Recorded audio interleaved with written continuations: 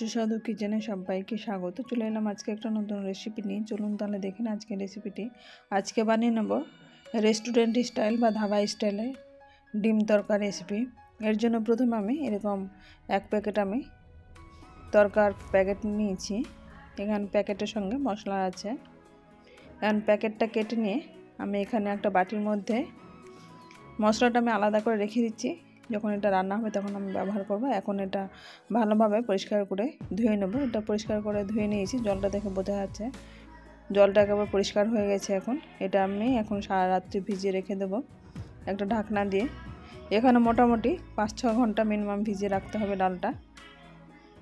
ডালটা সুন্দর ভিজে গেছে। সকালবেলা এটা এখন দেখাচ্ছি। এখন এটা রান্না করে নেব পরিষ্কার জল দিয়ে ধুয়ে নিয়ে।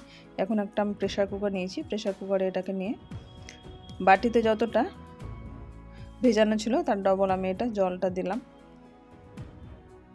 আর দিচ্ছি এখন স্বাদ মতো লবণ, সামান্য পরিমাণ হলুদ গুঁড়ো।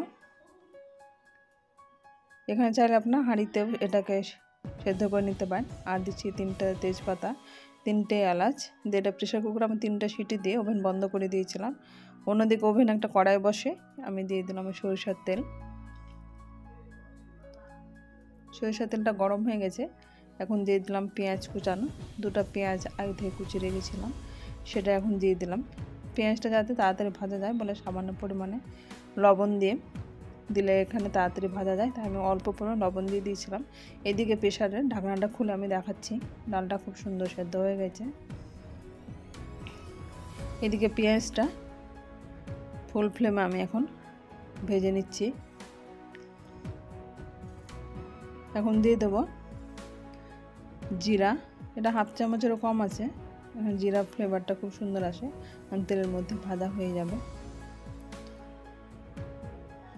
জিরা ফোড়নটা আমি কয়েক সেকেন্ড ভেজে নেওয়ার পরে এখন আমি বাকি মশলাগুলো দিয়ে দেব।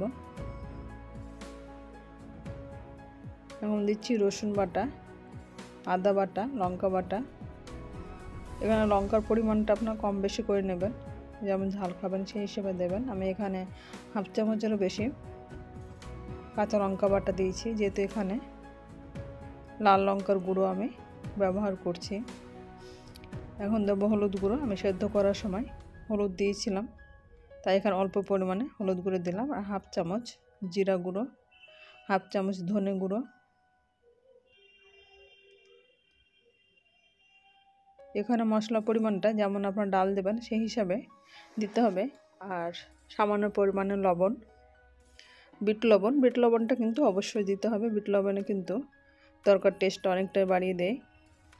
এখানে লবণের পরিমাণটা আপনার কম বেশি করে দেবেন, যেহেতু ডালে আমি সেদ্ধ করার সময় বেশিরভাগই লবণটা দেওয়া হয়েছে, তাই এখন অল্প পরিমাণ মশলাটা কষার জন্য লবণটা দেব।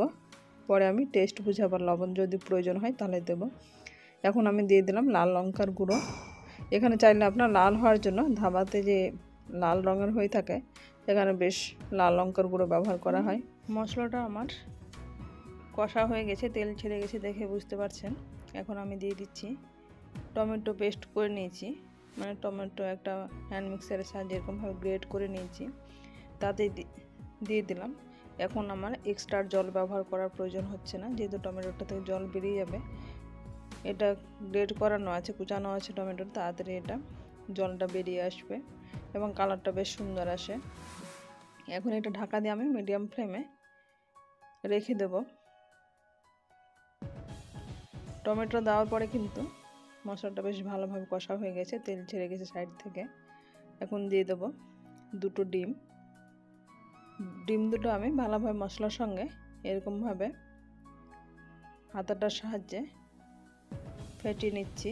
এখন আমি ফ্লেমটা কিন্তু বাড়িয়ে দিয়েছি। এরকমভাবে ডিমে যাতে আষ্টে গন্ধটা না থাকে এরকমভাবে ডিমটাকে ভেজে নিতে হবে, মশলাটার সঙ্গে ভালোভাবে মেখে নিতে হবে। এরকমভাবে হাতাটার সাহায্যে আমি নাড়তে নাড়তে মশলাটা কিন্তু ছেড়ে আসছে। ডিমটা যতক্ষণ না ভাজা হয় পুরোপুরি ততক্ষণ আমি এরকমভাবে নাড়তে থাকবো। এখানে নেড়ে চেড়ে ডিমে আষ্টে গন্ধটা এরকম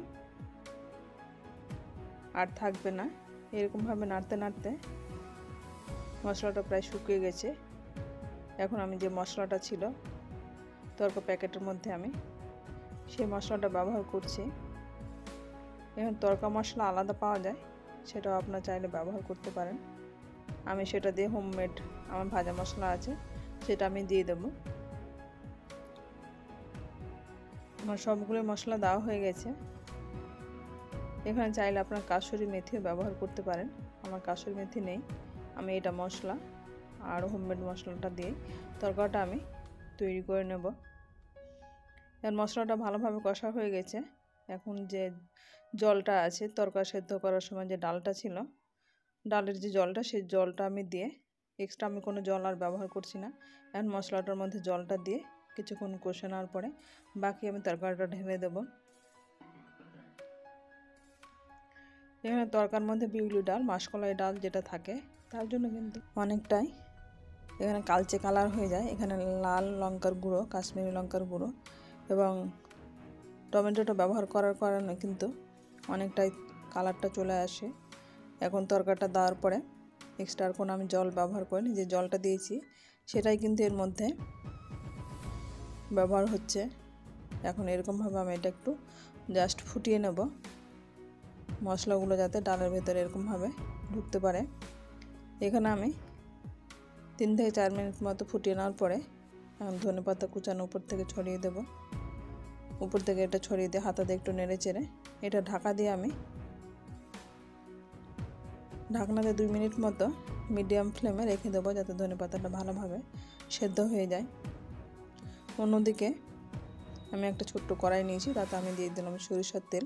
কড়াইটা ভালোভাবে গরম করে নেওয়ার পরে এখন তেলটা গরম হয়ে গেছে। এখন এখানে আমি দিয়ে দিচ্ছি কাশ্মীরি লঙ্কার গুঁড়ো।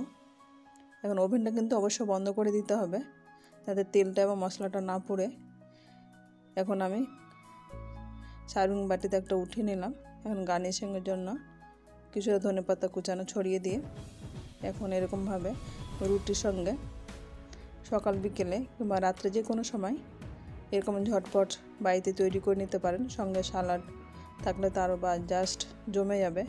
এরকমভাবে আপনার বাড়িতে একবার ট্রাই করবেন এবং কমেন্ট বক্সে কমেন্ট করবেন। আমার চ্যানেল নতুন বন্ধু হয়ে থাকেন তাহলে সাবস্ক্রাইব করে পাশে থাকার অনুরোধ রইল। পাশে থাকা বেল আইকনটি প্রেস করে দেবেন, তাহলে যখনই কোনো ভিডিও আপলোড দেব সর্বপ্রথম আপনি নোটিফিকেশনে পেয়ে যাবেন। আর যদি সাবস্ক্রাইব করে থাকেন তাহলে আপনাদের অসংখ্য ধন্যবাদ।